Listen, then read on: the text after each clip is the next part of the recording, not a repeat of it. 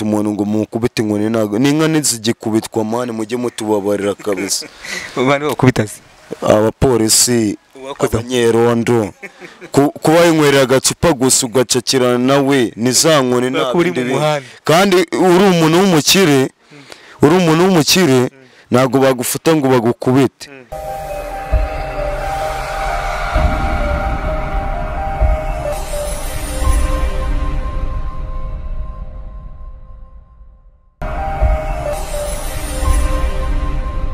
twongeye kubashimira abakunzi ba Kiza Claude TV aho murereye hose amajyepfo amajyaruguru abari mu Rwanda abari mu mahanga mwese ndabashuje mu izina rya Yesu Kristo umwami wacu umwaka mushya muhire aho murereye hose nkuko mubimenyereye rero kuri kamera za Kiza Claude TV tugeze ibiganiro bitandukanye ubuhamya biganiro byose urubyiruko n'ibindi bitandukanye murabona kuri kamera za Kiza Claude TV tubatumirwa hano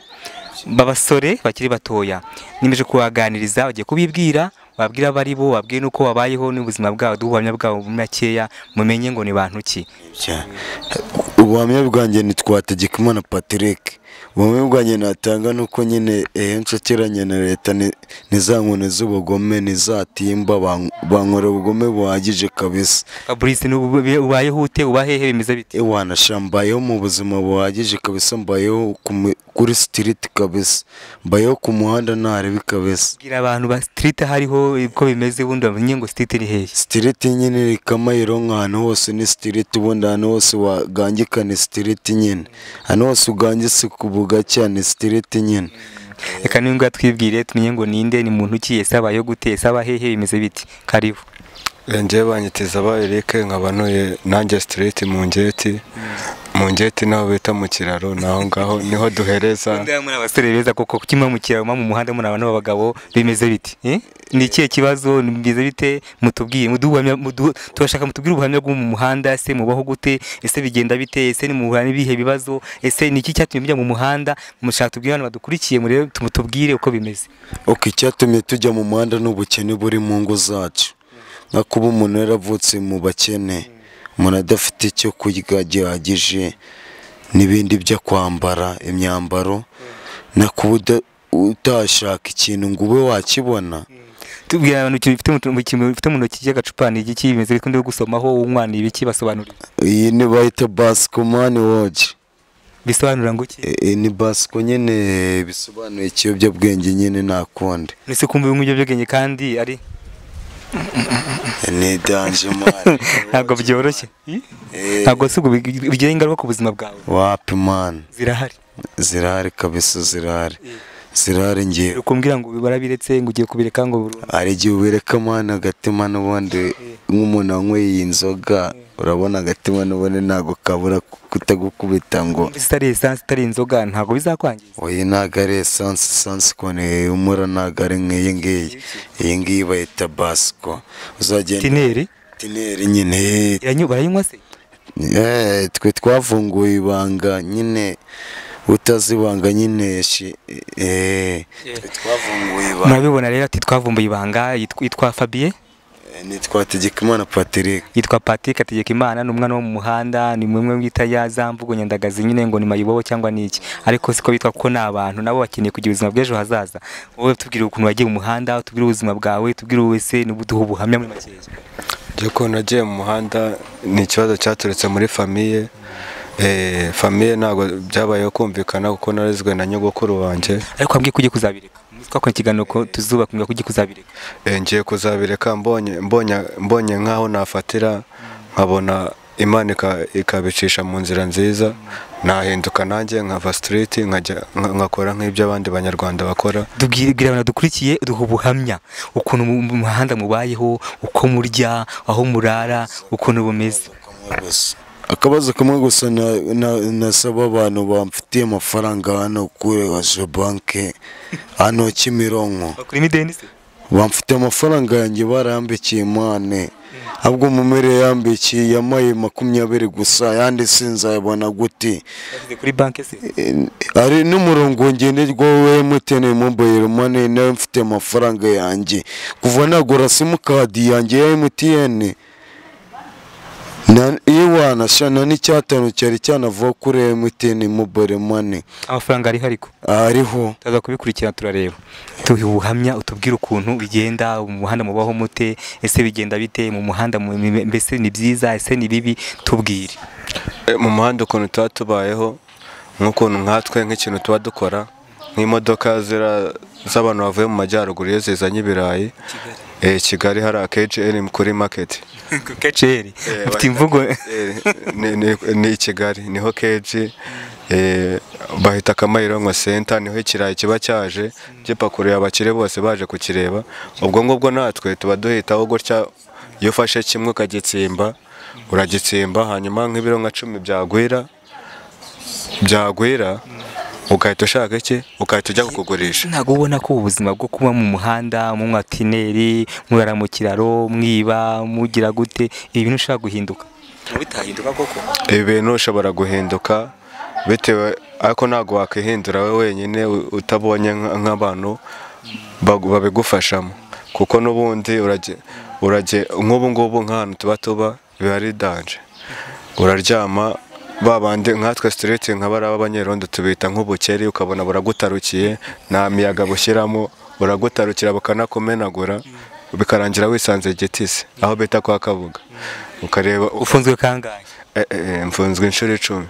zonyine. Muri Gitisi ufunzwe kazano kuva nafungwa mfunzwe inshuro 20 ko agiye kazano cyeranye ngagatarukira bitewe n'uburyo nanjye bunarukira cyane man. Umva utazabire umva se uzabire uranakira cyane kabisa, bunkubita inkoni z'ubugomora mu inkona hano hose reba man, uzi uko wagira ngo senga ikindi kureba no muhanda utuntu man ushaka kumbwira n'utuntu man twigana tarago yana. Okay, maribona rero abangaba abantu batumirwa bacu bakutuganira tubwira ukuntu bora nyine nabonye bora na yerasa nago nakubeshya. Uriba yavuze ngo uriba bivuze ati ndiba kabisa, nibashaka bazagacara ko ndiba tu wabiretse se kubereka se shumi yanjye kereka ari Imana izi kuvuga ati mbereke ubone mugende mwisi mugena si umurimo mwamfasha se murimo muramindura pe, ahubwo ngiye muri kumfasha ngo ibiganiro byanjye bigere ku ntera zanjye, bamfashe ugiye ubuzima bwiza. Birashoboka ko wabyireka burundu. Ndabizi n'ubundi kuri serema n'ubundi arabagukunda n'abakwanga, kuri serema siko bose badukunda, gusa dukundwa n'Imana yo mwijuru, gusa naribi tuzahora dukundwa n'Imana yo mwijuru. Bakunzi bakiza Claude TV rero abatumirwa n'abangaba n'abana bo mu muhanda ngo ni street man, abana ba street ngo ba street from Kamayironko center ngo from Kamayironko center aho beta Kimironko mu magambo arambuye. Murabyumva rero wa ubuzima bukomeye, wa ubuzima butoroshye, ubuzima bwo kurara mu muhanda, ubuzima bwo kwiba, ubuzima bwo gukubitana, ubuzima bwo mbese ubuzima buteye ubwoba ku buryo byanga byakunda mu minsi iri imbere babikomeje bazaba bihaze. Siko bimeze buriya ntabwo wumva utazagira ikibazo ugikomeye cyane, kuko ikibazo mfite ni kimwe, iyo umuntu atangiye kunkubita utuntu atangira kunkomeretsa bigaragaza uko n'ubundi n'ubutita ari ahantu here n'ubundi yanandangiza nkapfa. Ahubwo ibyiza nibandekira ubuzima bwanjye n'ubundi Imana n'ubundi igihe cyane kigera n'ipfire oya, ariko ubuzima burahinduka, ubuzima burahinduka ukabireka ukuntu umugabo pe nasi ubwo amaherezo we nayahe. Amaherezo yanjye nyine ubuzima bwanjye mba murebe buri ku Mana, ubundi ntago mba mbureba buri ku Mana kabisa. Wowe umva ejo hazaza bimeze bite? Ejo hazaza hanjye ningafata n'ubundi nzahinduka. Ese wagira mu rubyiruko ngambwiye urubyiruko inama narugira ni ukwitwara neza mu mwaka mushya tudatangiye. Bagiye bari imbere bakurikira kamera. Nk'uyu mwaka mushya tudatangiye agahigo bakoraga ako gahigo bakoraga bagahindura imyitwarire mibi bakayivamo. Nk'urubyiruko barunkurikiye niyo nama narugira. Niko ngiye mbyumva. iyo ubona uri umuntu w'umugabo oya wihisha ubwo ndikije ubwo bijugunye ibyo bintu bijugunye pe bijugunye ubijugunye kuko none byica ubuzima oya bireke n'ubundi mbere uko bifata ibimene neza biracyarimo zana hano kazana ibi ngibi ni ibiki to reba ibintu birimo hano ni ikibazo gikomeye cyane ni sawa ibintu ni sana ibintu washina zabireke burundu birakwangiza Imana igutabare cyane ngaho tutwanira iyo ubone mu muhanda ni iki kintu gituma abana benshi bikajya mu muhanda benshi ukabona mu muhanda ukabona abanzi bataye iwabo ukabona ese mu muhanda ni heza harimo ubuzima bwiza bimeze biti tubwira ibanga ryo mu muhanda kumva abantu bagiye mu muhanda ari abasore nkawe dore umusore ukiri mutoya mukangisha ungata imiryango kujya mu muhanda tubwire ni iki kibazo hari abaza straight ari umurengwe bavuye iwabo mu mpangu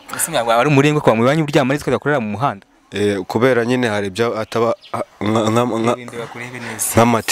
nk'amativi hari ikintu agenda bongoza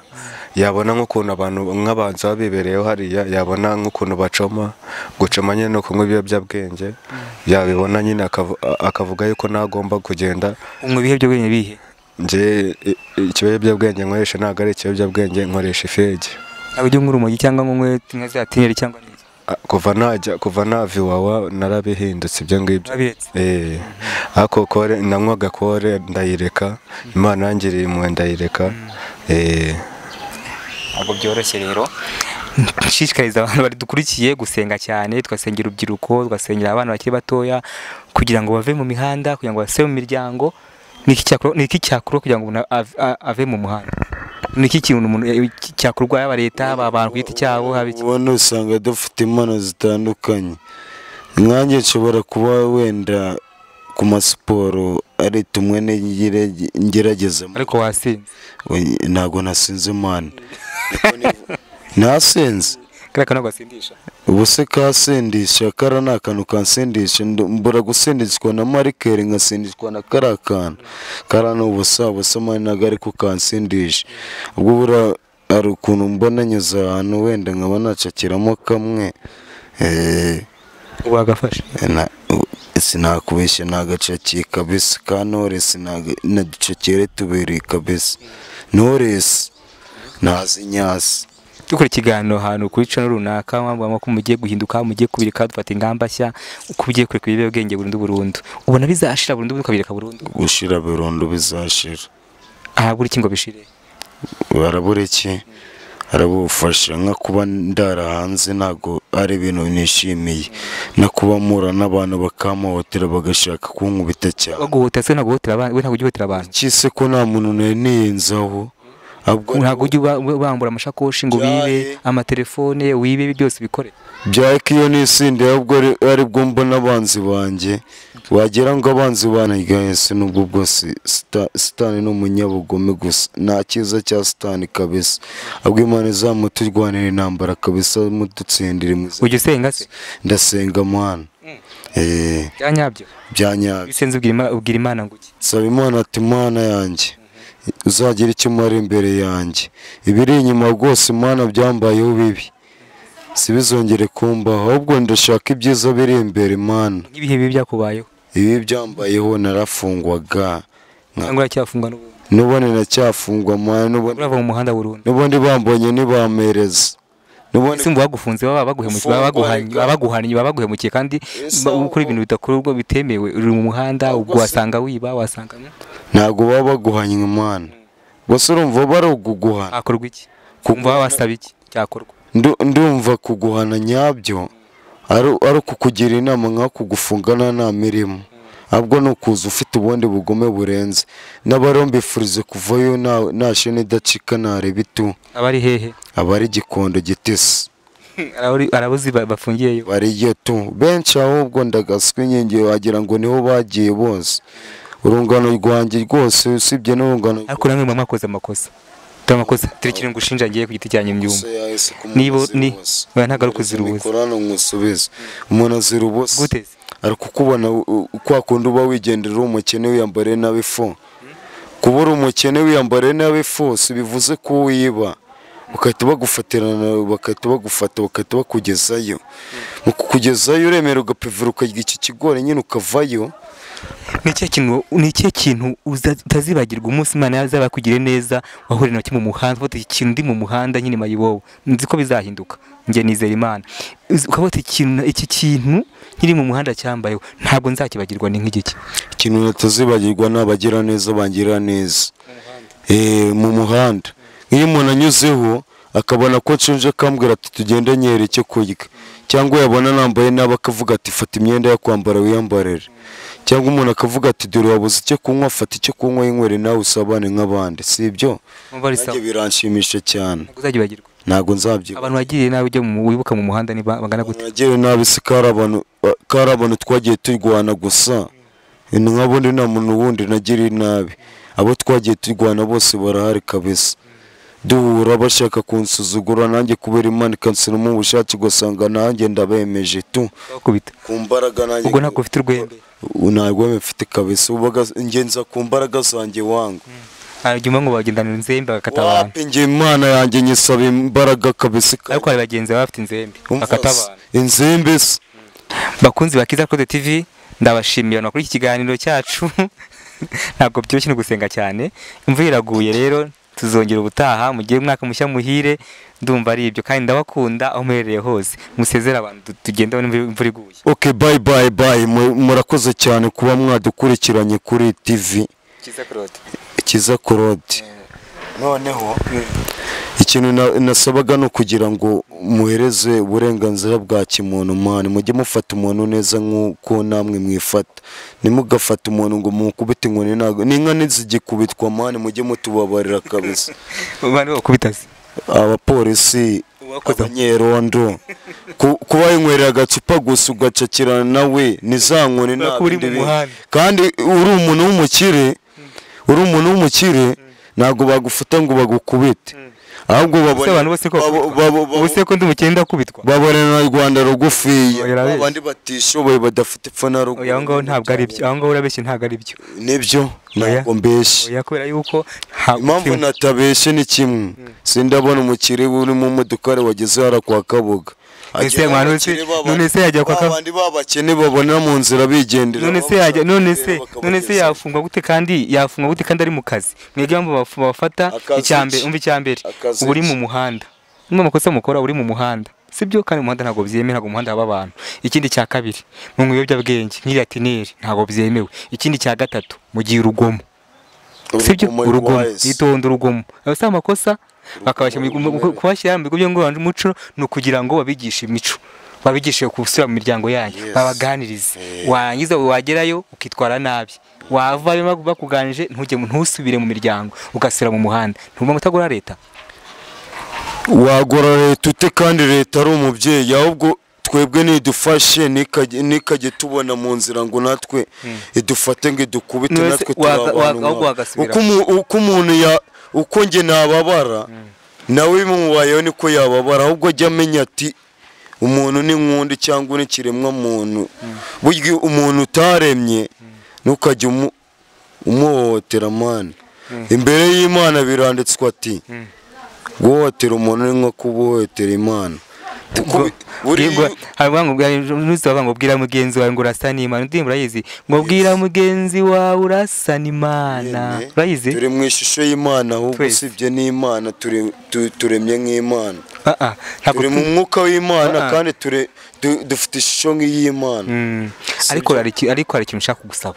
Ndashaka kugusaba ngo uve mu muhanda burundu w'umuntu w'umugabo ukuramo ku mufuka ukore. Uramenyemeye ko nabafashe bari kumfasha ngo mve muri uyu muhanda. Uko bizagenda ngehe agasoma umuryango se ngehe agasoma imiryango cyangwa umuryango nawe uri kumfasha yo wenda ngo mbone byose, mbone imyambaro, mbone iki, urabona najya tugana ku musozo ugira ikintu gisaba leta cyangwa se abantu badukurikiye. Ikintu nsaba leta kuri ku mutima, ikintu nsaba leta nuko nge yamfashe rwose, ikajya nanjye nyitekanyambika nk'abandi bose, nanjye nkaba umusirimu, ikanshingira ahantu hakuba. Noneho ikanyitaho nkakora nyine nkakora akazi cyangwa ikanshyira muri Ese ntabwo- koperative nanjye nkajya nywaza abantu. mperuka kumbwira ngo irangamuntu barayifashe ngo amafaranga kuza kuyigomboza irangamuntu yawe warayizanye ese ko nayifashe nyine bayiguhaye urayifite umanutse 12 ko bayinyimye nagiye no kwitanga amafaranga bakayinyima harimo atasuzi manuka 12 umanutse munsi ya viziyo ko nagezeyo bakayinyima Ese kandi mu- ababyeyi bacuruza hafi aho kuri izo rematasiyo hafi aho tujyanye se ubu ntabwo tukaba amafaranga ntabwo bayiguha irangamuntu tuze kujyana twanajyana ariko twanajyana ukahanyereka twajyana bayifashe kutuye irangamuntu yawe twajyana njyewe nariye imineke kabisa wayishyura imineke barayifatira sinagwa amafaranga se ujye kugishyura barayamaye ndayajyana barayinyima uwo nayashyiriye ntabwo yari ari uwayifashe kandi uwabonye umuntu ayifata niwe nariye imineke uwo muntu uri aba hakurya yavuze ngo uyu munsi nzana amafaranga ngo anyereke umuntu ayifite kandi irangamuntu burya nta kintu iguza amafaranga ni ikintu wakagombye gufata irangamuntu amafaranga atarengeje na 2 ugafata irangamuntu agize izina ryawe ninde Zabaye Eric kira abantu dukurikiye ikintu kikuri ku mutima ukurikiye Kiza Claude TV abashuti banjye abasenga abantu dukurikiye ikintu nabwira abakurikiye Kiza TV niko natwe Imana nibigenze ko natwe yadutekerereza ni iki kintu wumva utazibagirwa mu muhanda umunsi uzabaye umugabo umunsi uzavuye mu muhanda akavuga ati iki kintu sinzakibagirwa mu muhanda nahuye nacyo mu muhanda sinzakibagirwa kikuba ku mutima ikintu natakibagirwa ni igikondo kwa Kabuga rwose ho n'urundi rwego ni nkaho bageze ikuzimu n'inkoni ya danje ntago baheza nanjye aho hantu ndahazi sinzakibagirwa ngo najyaga njyayo nanjye nibyo ariko nanjye sindabyibagirwa aho hantu igikondo ariko kujyayo ntago ni umuntu wayijyanyeyo kuko yakoze amakosa ariko mbyemye byumva nabyo gukora amakosa none niba uri mu muhanda niba umuntu ari indaya akaba ari mu kabari saa 4 z'ijoro cyangwa amasaha yarengeje cyangwa akagufata wakoze amakosa ntago ari amakosa nkatwe ntabwo tuba turi muri rare yo kudukura mu kabari twebwe nkatwe baraza bakadusanga aho twahereje twiryamiye mu muhanda munsi y'ibiteme n'iki byose numva byemewe se aya munsi y'ikiraro ubu ngubu kubera twageze muri viziyo ntabwo tukihabana ku ma etaje aba yuzuye ako kanya niho tugomba guhereza ku ibaraza se cyangwa hejuru mukura muciye hejuru se tugaca ku ma esikariye sekirite tuba ducerembana nawe ariko ubunyerondo nabwo nta hantu bukidukura ubu twarabwitsimbye kuko viziyo yaraje ariko mbere nyine tujya igikondo cyane ni inkoni nyinshi cyane no kugukubita bakakugezaho kwambwiye kuzabireka nakwemereye ko nzabamo amafaranga yo kugira gute yo kujya mu ishyirahamwe ry'abantu batwara imizigo y'abakarani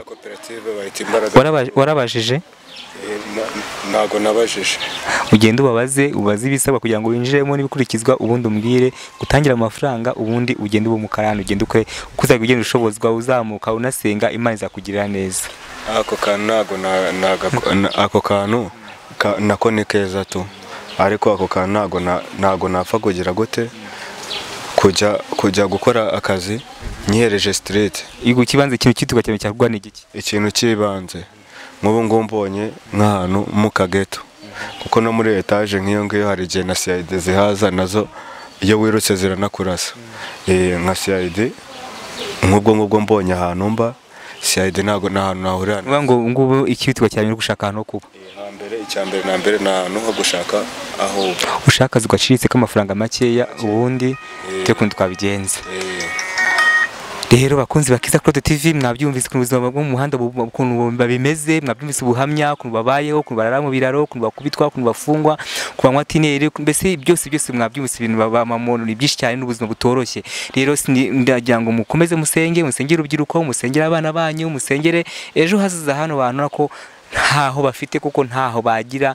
kuko ntago wagejeje hazaza heza uba mu muhanda ntago wagejeje hazaza heza urara ubonye ntiwagejeje hazaza ufungwa unywa tineri unywa itabi unywa urumogi byose nta heza hazaza waba ufite rero bakunze Kiza Claude TV ndabashimiye nukuri Imana y'amahoro Imana y'urukundo ikomeze baho umugisha mbashishikariza gukora subscribe comment share n'ibindi ni inkunga ikomeye cyane kandi mukomeze mugubwe neza mukomeze mugire umwaka mwiza umwaka uzababera amata n'ubuki uzababera amahoro uwimigisha n'ibyiza umwaka mushiza kugira umwaka mushya muhire